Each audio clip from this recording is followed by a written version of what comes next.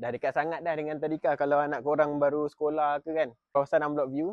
Rumah ni terletak dekat Jalan Jambu Bos 9, Taman Muhibah Saling. Rumah ni double story, berkeluasan 732 square feet. Tempat parking dia boleh muat 1 biji kereta dan beberapa biji motor. Awning dah tarik sampai depan. Jom kita masuk bahagian dalam. Itu safety door macam biasa. First aku nak cakap minta maaf sebab rumah ni belum pasang TMB lagi. Kipas semua kita dah bagi. Ni kawasan living hall dia Dah siap dengan cornice airbox warna hitam premium dekat atas tu. Bahagian dapur dia dah siap dengan tabletop. Kabinet memang korang kena adjust. Dah fully tiles sampai ke atas. Toilet ada 2, satu toilet jamban, lagi toilet untuk mandi. Dah fully finish. Dah fully tiles. So kita pergi pada bahagian atas dia. Rumah ni fully tiles daripada bawah sampai ke atas. Bahagian atas ada 2 bilik. Semua bahagian atas.